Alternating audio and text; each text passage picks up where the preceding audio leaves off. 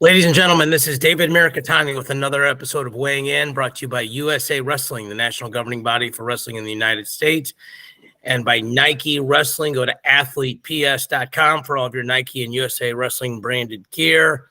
Mark Ostrander is literally on a train right now, but the world traveler, the guy I know with the most miles in the world, my guy GT is back.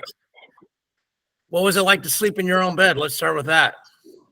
It was very, very well appreciated. I was happy to get home after Euros and then also the U.S. Open. So I was very happy to be back. You were only in Des Moines for like 24 hours, right? Between Euros and Vegas? Yeah, I had to do laundry. Have Nike send you more gear in the meantime and just throw the box onto the conveyor belt at the airport? Yeah, well, yeah, absolutely. Well, we're going to talk a lot about the U.S. Open. It was great. You know, you and I talk to each other all the time. Great seeing you in person, but tons of stuff there. Let's start quickly with college. So a couple of things, mostly portal related. Victor Voinovich went into the portal at Oklahoma State, and then they pick up Isaac Olenek from Northern Illinois. So Voinovich was a kid I really liked to watch wrestle, went 2-2 at nationals. He was one of the guys that moved down from Brecksville, Ohio. His younger brother is on the Stillwater team. That was kind of surprising. Olenek, we knew, was making the rounds, doing the visits. That gives Oklahoma State now 4 guys that have All-American at one point or another, with Fix, Plott, him, and then Whitlake. They also added Spratley, and they've added Sammy Alvarez a while back. The rumors I'm hearing out of Oklahoma State is that Carter Young will redshirt this year following a surgery, which makes all the sense in the world. Jordan Williams, I think, will go down to 49. So they do have a guy there. I know you're close to that program, but it feels like they've made some good strategic moves. Spratley's a guy that I think could place right away at 25. How do you see that situation? Yeah, I think as you can see in kind of the landscape of college wrestling right now, it's kind of a plug and play type environment where like you're trying to find people to kind of fill some holes and make your roster a little bit different. I think Oklahoma State is no different than some of the other colleges or college programs that are trying to do the exact same thing. So I think with what Okie State has going on right now, I think those are some very, very good additions to them to solidify them as not like necessarily a better tournament team, but also as a better dual team. Yeah. Yeah, so I mean, once again, those are great, and once again, they're also having some really good incoming freshmen. You know, with Cale Hughes, Christian Carroll, Braden Thompson. All of those guys that are going there. Once again, I'm missing a whole bunch of other amazing recruits that those guys are getting, but it's just that additional pieces that they're trying to place. Well, Cale Hughes is in a great scenario where Fix will probably wrestle, he'll redshirt, and then be able to step right in. Christian Carroll, I certainly think is probably going to go right away based on how he wrestled this weekend, winning U20s. And Connor Doucette was fine for them, but, didn't beat anybody, ranked in the top 12 or top 8. And they're obviously looking All-American. And then Braden Thompson is interesting because he's just a bigger human being than Whitlake. So it'd be interesting to see how that all works out. But it feels like Oklahoma State is on the rise there. Shane Griffith has narrowed it down to 3 schools: Iowa, Michigan, and Rutgers. Now, what was interesting to me, GT, is Iowa's got Patrick Kennedy and Nelson Brands, and Michigan has Cam Amin at 65. Rutgers got Turley at 74, but, he would start. Basically, the interest, probably start over everybody there except maybe Cam Amin. That feels like that'd be a 1-point match if they wrestled. So it's not like he's an ideal fit at a couple of these schools, where another school might really need him. I think the school that we thought of was Penn State. Facundo didn't place last year. A bunch of those guys have red shirts they can use, like Mitchell Messenbrink and Levi Haynes.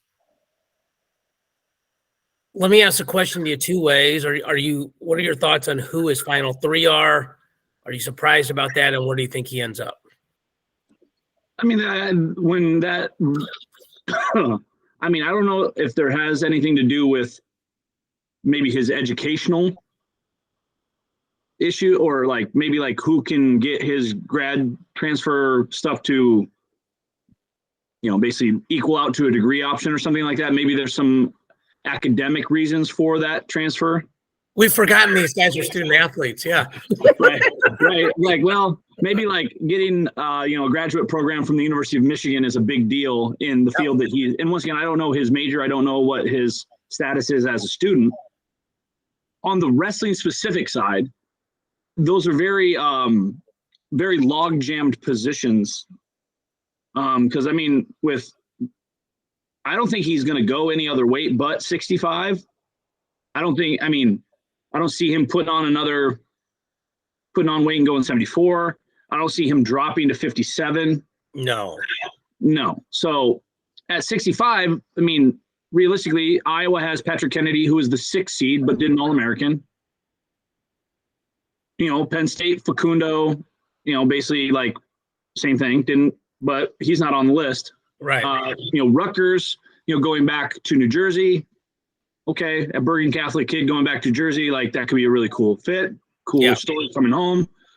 And then of course, like Michigan is like transfer U right now with like, yeah, they have reciprocity with Northwestern right now. Right, I think so. And which it like also they got three of them. Yeah, like Lucas Davidson, Cannon, DiAgostino. So Northwestern North. Yeah. Exactly, right? Yeah.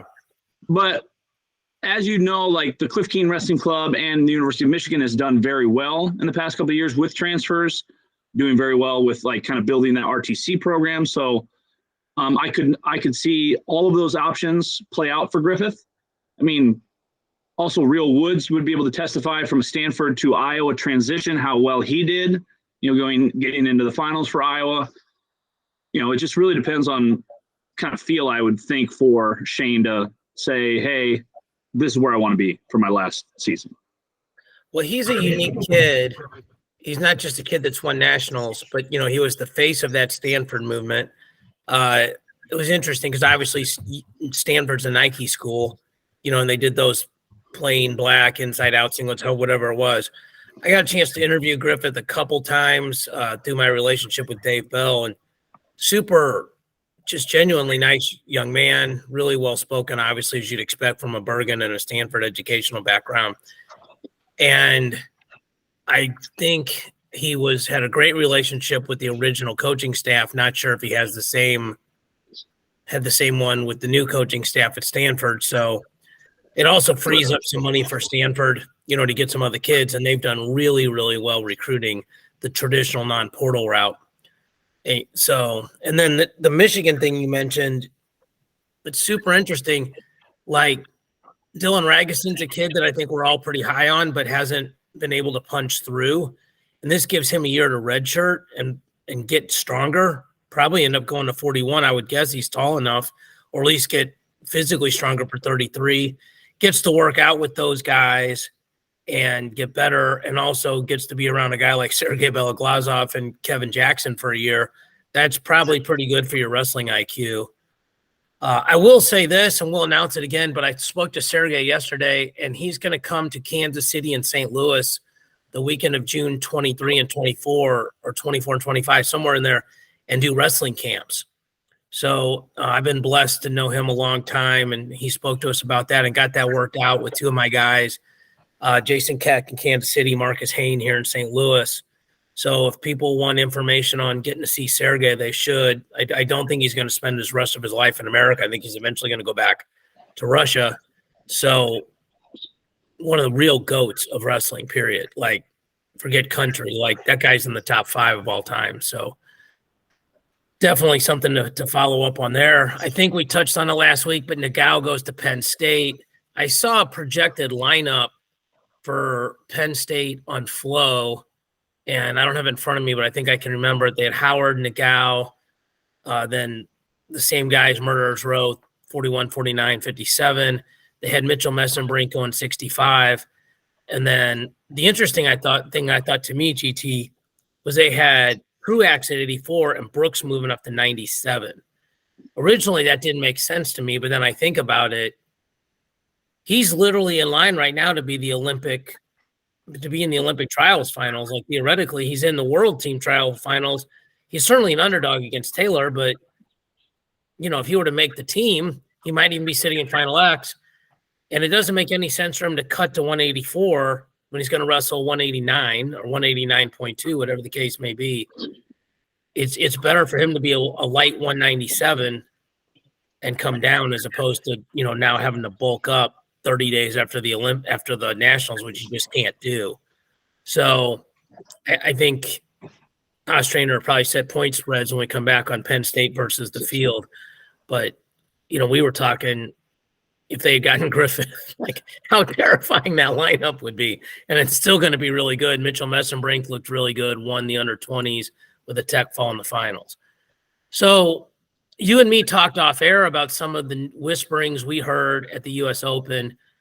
I will once again reiterate this. You haven't been on the show for a couple weeks, but let's start with this. How great of an event is the U.S. Open to attend if you're a fan in terms of quality of wrestling, accessibility of super high-level people, like literally sitting next to them, rubbing elbows with them, and just if you're a wrestling junkie, and I mean that in a positive way, just how many pure number of mats and number of matches there are. Yeah, it was, the U.S. Open for accessibility to coaches, athletes, wrestlers, you're like literally walking, by the bathroom or the concession stand or the apparel booth or the wrestling mat. And you're like, within a span of 20 feet, you can run into some of the best wrestlers that have ever come through the United States wrestling programs. And also some foreign coaches like Sergey and some of the other guys that are like accessible to the U.S. athlete now. I mean, that's the largest crowd I've ever seen for the men's freestyle finals. Yes. South Point. So extremely well attended, very well viewed. I think as the schedule and format of the U.S. Open has changed over the years, I think that this one was this was executed very well, having the U20, U15, U17 kind of go over the weekend and having the professionals go kind of on that Friday, like Thursday, Friday, Saturday time period. Yes. It was really cool to see. I think that I want to say there was like over I don't know the exact number, but let's say like 8,000 matches or something crazy. Yeah, well, you just look at the bout numbers; it's stupid high. Yeah. And then once again, as we all know and appreciate, there's table workers, staff, officials, the USA Wrestling folks, the Flow Wrestling people, everybody that basically put that together. I would highly encourage the U.S. Open, maybe not necessarily here in the December time period, which will be that kind of qualifier for the Olympic trials, which will definitely be big, but probably not as big as what this is. But still make sure you get in attendance for that one in December. And then, then in 2025, the U.S. Open will probably go back to the same format again outside of the Olympic trials process. I think there's two things that drove attendance this year. Number one, like you mentioned, the format where in every single case, at least, one of the wrestlers from that tournament was going to Final X, right? Like in a weight where we didn't have anybody, the winner was going to Final X. In a weight where we had somebody, the winner was the other person in Final X. So it became where last year all it did was qualify you for the world team trials, and a bunch of people that are already in the world team trials got to sit. So you didn't get to see as many of the A-level guys. And that's why you get like a Zane Richards, Nick Suriano match. I did want to mention Alec Pantaleo lost first round at a weight where he couldn't, make it because Zane is sitting in Final X. And in an era where people are defaulting because of hangnails, Alec Pantaleo won 8 straight matches and took third. And I know you know him through your Nike relationship, and I know him through Sergey and having him on the podcast, and just a really gutty performance. Like the hardest matches to win are one on the backside when you you can't win the tournament, like your dream is gone. So super impressed by him. And like you mentioned, the attendance during the men's finals were great. So the two things I would credit to is that. And the second one is this podcast, because we tell people to go there all the time. So I'm sure we're directly correlated to the results. So Gary can put our check in the mail. So absolutely. There's that. So, yeah. All right. Kish to OU. So you and I probably will not get on the air on all the rumors we heard on who was going to end up at OU. It was numerous. I think that's a fair statement. I will say on behalf of Grant and I, a lot of conspiracy theories, a lot of interesting theories. Kish is a guy that's done a lot with a little. North Dakota State is not a wrestling traditional powerhouse. Nothing personal, but North Dakota high school wrestling is not elite. I'll just say that. And he's put together a really good staff, and he's got a couple of All-Americans that are returning this year, and Franek and Caliendo. Certainly will be interesting if those two guys follow. But if they follow and Buchanan stays, Oklahoma has 3 All-Americans on their roster. This could be the beginning of a bunch of dominoes, or it could be the end. Like Kish could go and they could give the head coaching job to Obi, and then it pretty much stops. I mean, Obi would hire an assistant coach, and that'd kind of be it. If they hire somebody from the outside, then that person comes from another job, and it keeps the dominoes falling. I like Roger Kish a lot. I know a lot of people put up statistics and said, well, NDSU has not done much differently than OU has. OU scored 6 points in nationals this year. If they have Buchanan and if they had Franek and Caliendo, I think I said to you on the phone yesterday, I think I'd set the over-under for them at like 32 points. Mm-hmm. And if you get to 32 points, you're easily in the top 20 at nationals. And again, that's not where OU people want to be, but that's a lot better than in the 40s where they were this year. So thoughts on that hire?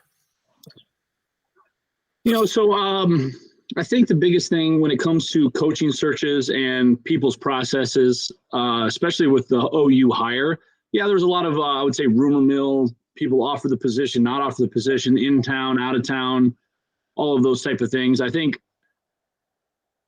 everyone in every athletic department's process is different, and maybe maybe they feel like they ended up with their guy. So I mean, congratulations to Roger. I think it's a good move for him personally. He's staying within the Big 12. Oklahoma University's budget, I believe, is a little bit larger than North Dakota State's budget. Yeah. So, I mean, as far as like facilities, I think, like all of the things that you want to have as like the peripheral things, I think is a great move for Roger. I mean, Oklahoma is also a national historic program, have had amazing athletes come through that program. So I think, your alumni base is great. NDSU is always a great wrestling program as well throughout the Division II era. So, I mean, no throwing shade on NDSU at all, because they have been a powerhouse for a very long time, just in the ways that, in the 70s and 80s, winning Division II national titles. But yeah, I'm extremely happy for Roger. I think that, if some of those guys follow him from NDSU and some of the recruits that he has gotten here this past year, there could be a very big influx of talent into that OU roster that does already have extremely high level people waiting in the wings. So I'm very excited to see how that goes. I think Max Magana is one of the kids in NDSU had coming out in 24. And I bring that up because he's wrestled in our event and is actually really good. Kind of low key, doesn't do a lot of freestyle, so people don't know about him, but really good folk style wrestler. So like you said, it'll be interesting to see if they follow him. This whole thing where you're being recruited by the institution, not the coach, is like a nice thing to say out loud. It's usually not reality, right? Like, if I'm going to go to Grandview, it's because I like Nick Mitchell and company, not because Des Moines is my favorite city in the world, So, some of these kids obviously have time to reevaluate. They can, decommit, stay with the university, or recommit to Oklahoma, assuming they got the money. I saw a bunch of kids went in the portal from OU, and I will say this, some of those kids, there's different circumstances going on there on why they're in the portal. It's not all, some of those are self-inflicted. I will say this, and I'm going to say this, and it is the opinion of David Mirikitani. It's not of USA Wrestling or Grant Turner. I think it was very disappointing that they didn't interview Tion Ware. Like, I think they should have.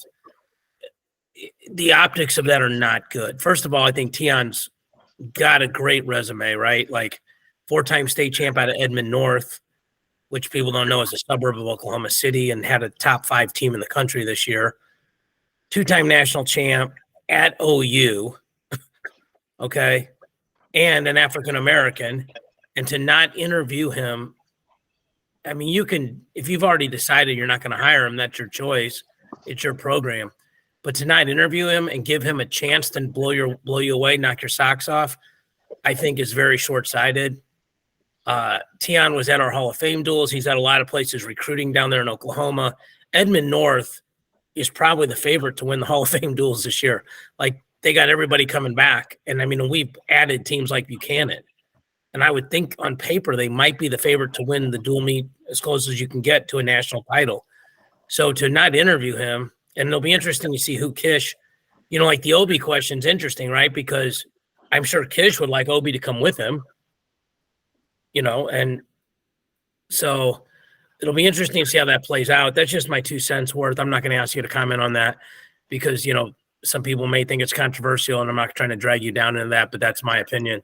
So I'm just, I think the biggest thing that I would say in general about what we do on the pod is that, like, when we do say that some of the opinions of David Mirikitani and Grant Turner are not the opinions of the OU alumni or USA Wrestling or of maybe anybody else within the country. So, like, once again, to have an opinion on the hiring process or maybe who may have gotten an interview that didn't, that is a fair and valid point to anybody that would have been an OU fan or an OU alumnus or anybody that would have maybe wrestled or was a teammate with Tion, knowing how great he was during his tenure at OU, and then also then being on the staff for whatever, like 6 months, 8 to 10 months or whatever it was that he was there on campus.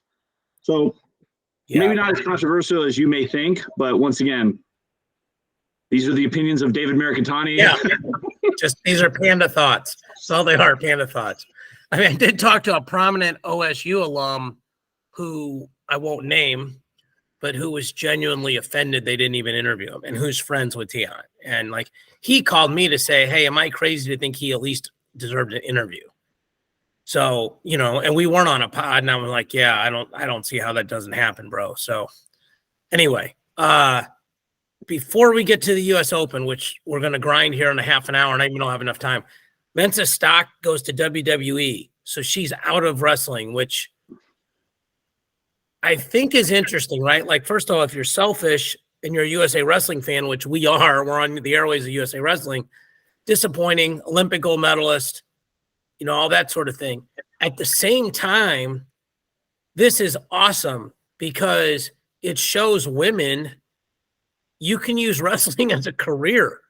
Like, you don't have to just go coach, and she's probably going to get paid really well. I mean, for people that don't know, Endeavor had basically bought, combined the WWE and UFC. So, I mean, they're working for a company that has that kind of dough. Mensa Stock better than I do. I've spoken to her. I actually saw her at the PFL finale. And so, I knew she was interested in MMA and stuff like that. I know she was at least a Nike shoe athlete at some point. And I know the guys from Pure and Clean love her. What are your thoughts on her going to WWE? We've had some other people maybe like test the waters with WWE when it comes to the female athletes or women's athletes. I believe there's some other people that are going to be going through their kind of academy. Yeah. I can't think of all of the athletes, but one off the top of my head would be Peyton Presson from Life University, right. 3-timer down there. The men have had a tremendous amount of success throughout the years, transitioning to the WWE and making a career out of it, using wrestling as that platform. I mean, there's too many to really name, but as of late, there's like, Jacob Casper, Stevenson's brother, Gable Stevenson, there's Chaz Betts, like there's a ton of guys that have made that transition to the WWE, and to have somebody as high as caliber of a wrestler as Tamira, it just shows you that, like, there is a career path for her, and I'm excited to see what she does within that industry. And as we all know, she has an amazing personality. She is going to shine through in that realm, and the storytelling that she'll be able to do with her career and attributes and her athleticism. It's going to be really cool to see what product the WWE creates with her. For sure.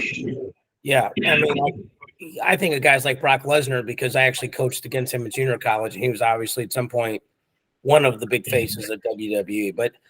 And there is a crossover because Gable Stevenson got permission to come back and wrestle, which we're going to get into now. So just something to keep an eye on. And if you're a person that loves wrestling, you want to see wrestling thrive at an economic level, not just the love of the game, sort of, love of the sport, so to speak. So the more that people can see wrestling as a viable career path, the more we're going to get the best athletes and the smartest people, which is a big deal. So very quickly, we're not going to talk about it a bunch this week, but we're recording this on Thursday morning. Pan Ams are going on. So far, America's won 4 gold medals in Greco-Roman. I think rather than talk about those and chop it up, we'll just talk about the Pans collectively next week. Just didn't want anybody to think we're falling asleep at the wheel or wonder when we're recording this. All right. I'll just call this Vegas talk, not just US Open, because there's a bunch of different tournaments. We got 30 minutes. I'm not going to try to go through every weight. Let's just talk about the younger kids first. Grant, what were 1 or 2 things that stuck out to you, or do you want me to go first? When you say younger kids, are we talking about the senior level younger kids that shelled out, or are we talking about the non-senior level? Then we'll go to senior level. Fair enough. Yes. Non-senior level. Well, I can just speak to like some of the things that I saw in general of the wrestling, both men's and women's, during that time period. I would say the future is very bright for all styles of wrestling. There was some amazing, just like technical, high level wrestling position. I mean, watching the semifinals at like U20s, watching the semifinals at, was it the U15s? Because there was kind of like during the seniors, they had the other mat guaranteed for the other athletes.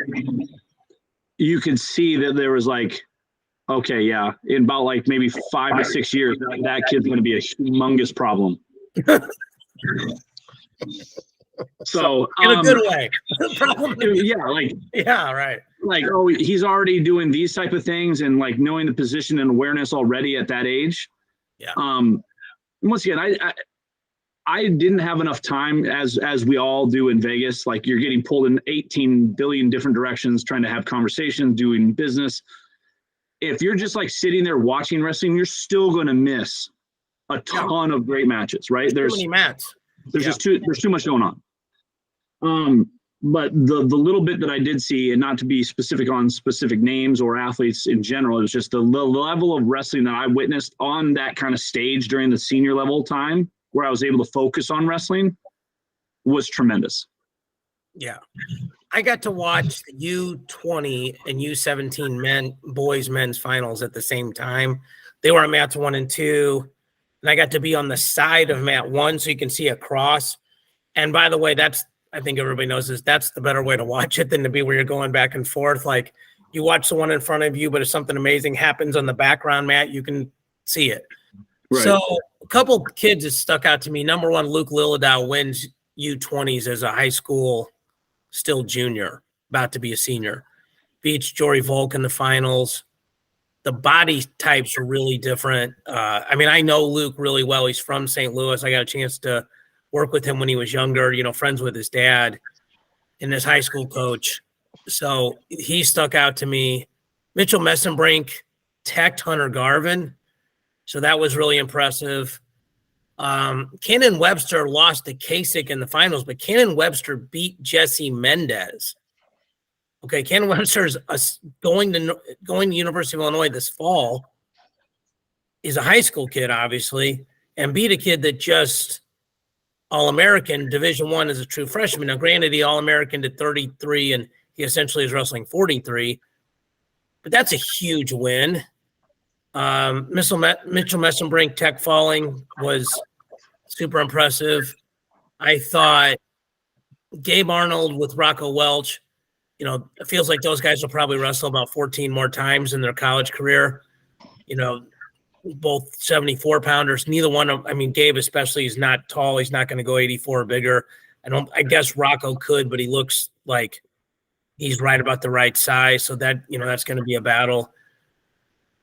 Jack Dare is a guy that just keeps winning matches, man. I know a lot of people are critical that he's not super exciting, but that kid never beats himself. He's another kid from around this area.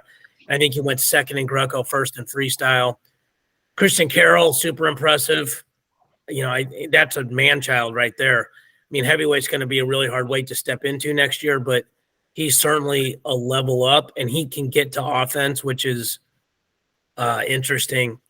Probably the kid that stuck out to me the most, and it's ironic because I was texting with his dad this morning, and his dad was very kind and said that his breakout party was at Border Brawl as a freshman, is Ladarian or D. Lockett. So Stillwater kid, just really freaking good at wrestling, man, and really offensive, and gets the legs. When I say offensive, I mean offensive wrestling wise. Very much a yes sir, no sir kind of kid. Looks you right in the eye. Will be a huge recruit. Obviously, Oklahoma State's the favorite, but with all this NIL stuff, it'll be interesting to see where he goes. And, frankly, again, this is the opinion of David Mirikitani. People are going to make Oklahoma State pay for him. He's not going to get a hometown discount. They're going to make him spend some money. So I think, like what you said is, and then watching and I try to use this term right, at a certain age, they're girls and then women, but the girls at those younger ages, the skill level's so good, the fundamental stuff, and then I guess cartwheels are almost fundamental now, but the stuff that when I wrestled, just people weren't doing at all, and they're doing this second nature and landing in the right positions and the scrambles and all that sort of thing. Lena Vargas is a kid. She was in the showcase because the girls' chance to shine really in a bunch of these tournaments equivalents was Spokane. By the way, we had Gary Abbott on. It's probably the most nervous I've been since I had Art Martori on. You're my guy and I got love for you, but I'm not nervous talking to you. But when you're on the line with the GOAT, you don't want to say anything dumb. So those are, I guess, are my thoughts on those age group ones. And it's like you said, the names are coming, and then you correctly separated, which I'll give the floor to you. What about the youngsters that showed out at the senior level? I think there's one person we're absolutely going to talk about for a while, but I'll let you go first. I think a couple of things come to mind when it comes to the younger people at the senior level. One, Joel Adams pinning Alejandro Sancho, our Olympian in Tokyo, with a beautiful throw. Once again, levels in all wrestling. You go out there and you're freaking pinning an Olympian. Yeah. It's a pretty dang good thing. You had a good day. Yeah, pretty good day there, right? Yeah. So I think also on the senior level, I was very encouraged by some of the performances of the senior level women's. Audrey Jimenez, Katie Gomez, Adugo at 62. How good is she, by the way? I think she's going to be very, very special for USA Wrestling. I think she's coming into her own. She has a great coaching staff with Jake Cadle and Cash Wilkie. I believe that they lost their university, not just their program. The entire school went under. Right. So I think they're all going to be moving to William Penn University, where they were able to get a job and basically take over the women's program there. So you'll be probably seeing her at that institution moving forward with that coaching staff. And I would say that also Cassiope, very young girl going up to the senior level, doing very well there. The Blades Adeline Gray match was, kind of like that. Once again, Adeline, I think had a pretty rough tournament. I don't think she looked as clean as she has always looked in the past. Once again, getting back on the mat and being able to compete after having twins. I think there's a little bit of ring rust there for her to get back into the swing of things. Yeah. But Blades looked extremely crisp, clean, polished for a very young athlete. So, I mean, if you could go up and down that weight class and find, some people that have just kind of come out of the woodwork or had a very, very awesome coming out party. Yeah. But very encouraged to see the senior level women's younger girls have a very, very big tournament.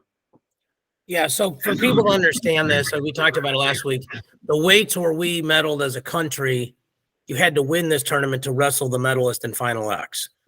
And in women's, I think it was seven. Well, Mensa Stock turned it down. But there's a bunch of medals. So a bunch of these, it was sort of winner take all. It's not like, well, you're just the number one seed of World Team Trials in Colorado Springs. So I'm going to start heavy to light with the women. The two matches Adeline Gray was involved in semis and finals were fascinating to me. Diamond Guilford was beating her 8-0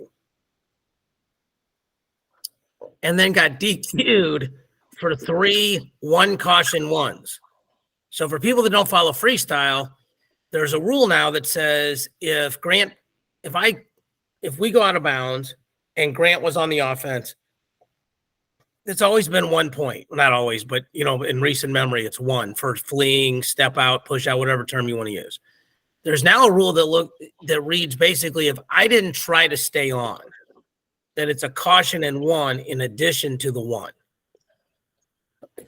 I talked to several officials that said we are being told we have to call this, even if we don't want to, because UWW is saying they're going to call it. We're trying to get our athletes ready for the world level. Okay, so I don't even remember who the official was in that match, but I don't think this was like a personal, well, this referee in particular doesn't or does like Diamond Guilford.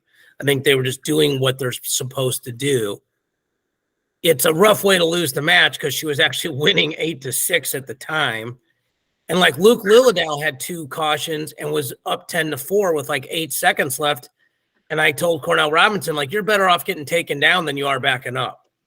Because he's going to have to take you down and lift you or gut wrench you twice or lace you twice all in 8 seconds.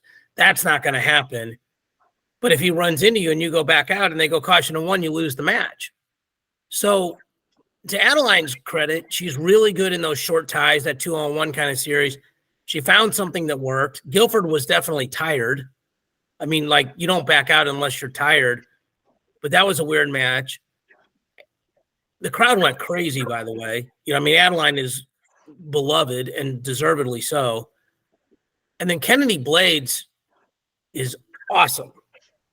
The other thing is, I saw her the next day in the casino. And just so anybody thinks when I say this, at 11 in the morning, I was not gambling in the casino at 11 in the morning. You have to walk through the casino to get to the venue. So nobody call my mom or tell anybody I got a 12-step problem. We're just walking to the venue. But Kennedy Blades is 6'1". I mean, she's super rangy. And I think that length helped her because she can control the distance of the ties with Gray. But she tech-falled her.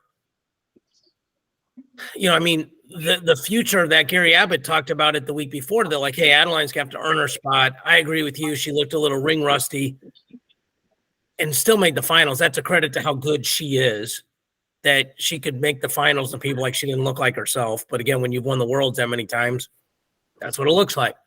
Audrey Jimenez is somebody that Keck had talked about. He was impressed with at Spokane, and she was really impressive.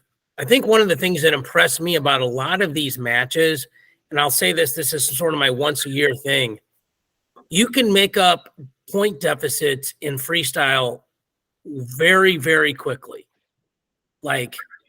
If you're beating me 8-0 and I get a takedown, it's not 8-2, I got to cut you 9-2, and basically they're 1-point gains. It's 2-point gains. Especially some of these guys and girls that are really good on their feet and don't do a lot on the mat. They just kind of halfway grab a leg lace or a gut wrench, they look at the referee, they blow them right up. And especially like if that's the case and in some miracle I got you tired in the second period, like now I can get right back on your head and go to work. And so you see there was a bunch of matches in the finals where the person that was winning at the end of the first period didn't win the match.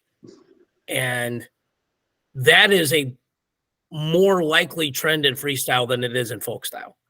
So, Forrest Molinari was super impressive to me too. I saw her later that night, but like she's such a sweet person off the mat, but she's got the mean mug and the 4-time champ. Like she knows the persona and she does it really well. I know you know her better than I do from being a Nike athlete, but she really looked good. I mean, she's somebody I think in one match I think in the semis got tossed for 4 and then won 14-4. Just chip away. And I think freestyle creates really good habits for folk style that way. Like just keep coming. Just keep getting in wrestling positions, which is kind of the phrase now.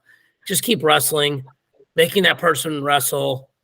Sometimes it's okay to lose points if you can get them tired because the points come much more easily and much more quickly on the back end. And if you can land in something. So men's freestyle, I'll go first here. One of my buddies, really good friend of mine who lives out there, wrestled in high school and college, but isn't involved in it now the way we are. Got a chance to watch. He came out the day of the men's finals, and I predict 100 things wrong, but I did say to him before the 61 kilos, I think Vito's going to get a takedown and lace this dude 4 times. And so I will take that shine. I have a witness. But again, like Aaron Brooks came back from being behind. Nolf came back from being behind. There's a bunch of people, Gable, star of the show, obviously. Machiavello was down and came back. Jaden looked really crisp to me, like a little off in the finals with Trumbull, but I think most of us can't wait to see Jaden Snyder. And shout out to Jaden for going up and not doing, the intermediate thing. Zahid goes up to 92. That just got announced. So he's going to try to make the team there, which is pretty smart because he can make the team and then bypass, if he could medal, make it to the semis next year and sort of bypass a lot of that stuff. The Nolf Chenzo match was interesting to me because they know each other. And one of the things that I thought was interesting was, so Tyler Berger's losing. Kind of hit a rolling start with like 8 seconds left. And for people that don't watch freestyle, you don't have to step on a line. Kind of get near each other and the referee blows the whistle. He did what anybody would tell you to do, which is try to time the whistle. And he timed the whistle, got a takedown. It was the right call. The brick was thrown. But Sammy Sasso is so good when you get his legs because he ends up pinning guys that aren't at this level a bunch with his cradle series. But this is the argument for having a habit of just having good baseline defense. Get your head down, sprawl, get in a front headlock or chest wrap position, and just win for 8 seconds. You don't have to score, just win that position by not scoring, and he'd be in Final X. So I think the other thing, which I don't think anybody needs to say out loud, is, but it's terrifying and impressive how many guys Penn State has in this thing that could make the team this year. They got Gilman. They got Nick Lee. Nick Lee beat Bartlett in a match where they raised the wrong guy's hand in the semis, then makes the finals. So he's beat Yanni last time he wrestled him. Zane is in it at 74 at stake, and Nolf at 86. It's Taylor and Brooks. Snyder's at 97. They got like 8 or 9 guys in this thing. So I think if you're watching this as a coach talking to kids, one of the things I would stress is you're not out of it if you're down even 6-0 at the period. I'll say this thing and then get out of the way. The one year I was coaching Josh Saunders at that tournament, he beat Vito, and then he had Austin Gomez, and he was up 8-0 on Austin Gomez, or 8-2, on Austin Gomez. And Metcalf is in the corner just getting in Gomez's rear end. And I'm like, Josh, you need to take him down and gut wrench him and get him out of here. You cannot play defense. I think we could do an entire podcast on when to shut it down and play defense, but I think you see too early rather than too late. So keep chipping away. And the other thing I would say that was a very interesting comment. I talked to Medlin. There was a caution in one. Medlin's the coach of Zane Richards, Illinois RTC, for people that don't know. There was a caution in one, offered, accepted, and then was waived off anyway. Medlin said something to me. He goes, I would have lost my mind if he'd lost the match. He goes, but in hindsight, Zane being down with a minute left is probably better than Zane being up. He said down a score, to be specific, is probably better for him than being up a score with a minute left because he wrestles as opposed to try to just hold position. So a lot there. Go ahead. I don't even know where to start. I'd say a few things. I'll start off at officiating, and that'll encompass a lot of things that we've just discussed as far as like takedowns, cautions and ones and all that other stuff. As we even enter into like a folk style season, there is aspects of officiating that where they say we're going to put emphasis on whatever it is. Right. Once again, these are the opinions of Grant Turner, not of David Mirikitani or USA or Nike or Nike or whatever. This is just me being a coach and or like just a fan of wrestling. It is very interesting for me to have at a national tournament where we haven't had necessarily a full season of freestyle to be ready for what is going to be emphasized. So the one caution one action that you saw a ton of at that tournament at all age groups, not just the senior level, but all of the different levels that were out there. Yes, that is the rule. There's probably still some interpretations of that scenario that I would love to get ironed out before, or even at the world level, senior level, youth level, because there's a lot of calls that occur where you're defending a shot, but you're still getting called for a caution and one going out of bounds. And it's like, in my opinion, like what is the athlete supposed to do if he ends up getting into a position where he's still having to defend? Once again, that's probably a different podcast and a different scenario.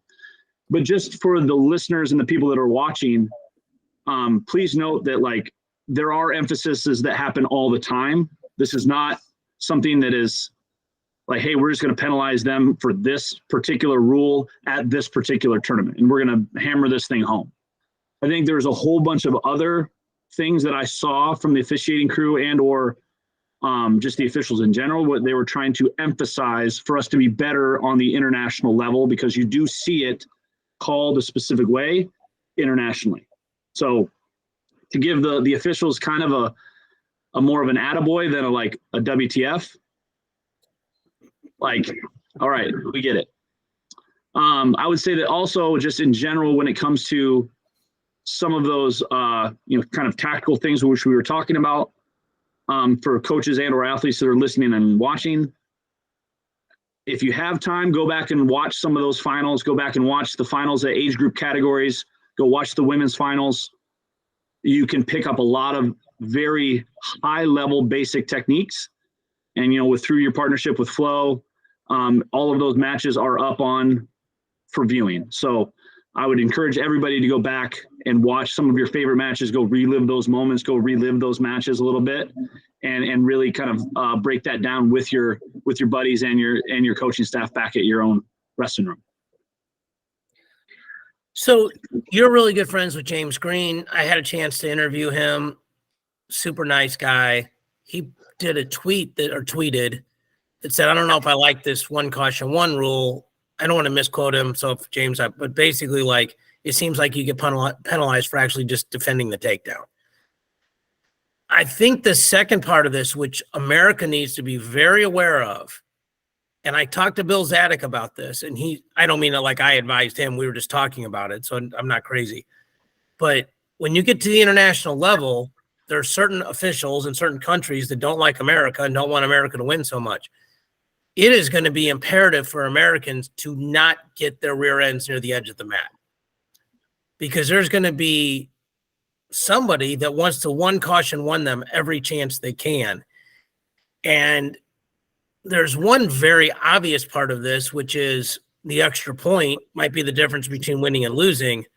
But the second part of that is cautions are part of the tie-breaking criteria. It's best, worst, last. And if you're not watching and listening, GT gave me a big nod there because, you know, if it's 4-4 and Grant's got a 2 and 2 1s and I got a 2 and 2 1s, it's not last point. That's the last criteria. We both have 2s. We both have 2 1s. But if one of mine is a caution and 1, Grant wins the match. So I would think that at the training camp level and at the RTC level, I'm sure we'll start at the RTC level, but be highly, highly emphasized in our training camp. You cannot go to the edge of the mat butt out. You got to be facing out. You cannot let these officials take it from you. You cannot try to do that Olay game because if you step out and you lose that game, if you win, it's 1 for you. If you lose, it's 1 caution, 1 for them. They're going to hit you. And so you don't want to play that game where the risk reward is not equal. So, I mean, that's just my opinion. But again, I think that's coming. And I've talked to some fairly high level people that have put that idea in my head. It's not like I just woke up and had a thunderbolt of knowledge. Like, I think that's just how it's coming. So I will say this, and you're obviously way closer to him than I am. Gable Stevenson gets it. Like, he just gets the value of entertaining. I would love to know what he and Mason Parrish were talking about after the semi-match because they spoke for a long time. And I couldn't tell if it was heated because it didn't look like they were close to fighting each other. Thank God, because I don't think that official could have stopped them. But it also didn't seem overly friendly. Like, it seemed like a very long conversation to be friendly. So, you know, it's interesting. I think, you know, Michigan and Mason Parrish should give Gable a big thank you for not wrestling this year because he wins nationals and they get a Hodge trophy and they get a bunch of extra points because clearly Gable probably would have won that weight if he'd wrestled. So a couple things just to explain to people as we get ready for the next couple weeks. So the Pan Ams are going on now. These are not the Pan Ams that have anything to do with qualifying our country for the Olympics. That is the one later in the year in October, I believe. GT would probably know that better than me. But there's a Pan American Championships and Pan American Games, and there's a difference. Okay? The World Team Trials are coming up the May 22 weekend, which Gary Abbott did a great job of talking about. We're recording this on May 4, so probably the May 18 podcast, we will deep dive that. There are all 10 Greco weights will be there, and less than 5 women's freestyle and less than 5 men's freestyle weights will be there. And there are some people, just for an example, like Dayton Fix, entered the tournament at the 11th hour and then didn't make, you know, his body shut down. He didn't make weight, whatever. He's okay that he can still wrestle at 61 because Seth Gross did not medal at the World Championships. So, and the other thing is, since Vito won the tournament, it'll be very interesting if I assume they'll just straight line it. Like DeSanto would be the number 1 seed and the rest of the guys would fall in line. It'll be very interesting where they plug a guy like Dayton in. I think he has to be plugged in behind Seth Gross because Seth Gross beat him to make the team last year, and that was their last freestyle match that I'm aware of. So that'll sort of set the ladder. And then an interesting twist there, DeSanto will be seated above Fix. And I don't know that DeSanto's ever beaten Fix. But DeSanto obviously looks a lot better at wrestling too. That's another podcast, but he's done a really good job of adjusting to freestyle and probably more so than I would have guessed. Probably the other story of the tournament was Spencer Lee making the semis and then defaulting out. Larry Lee went on Flow and talked with Piles for about 20 minutes. Let me say this. I've gotten to become relatively friendly with Christian because we do a lot of the interviews at the NCAs together, and you can either be cooperative or not cooperative, and he's been, you know, very respectful in that process. So even at one point, like if 2 guys were going, we offered to trade interviews with each other. He got put in a really weird position because the whole point of talking to Larry Lee was to find out what happened, and Larry Lee spent 19 minutes being Derek Jeter. and basically said nothing.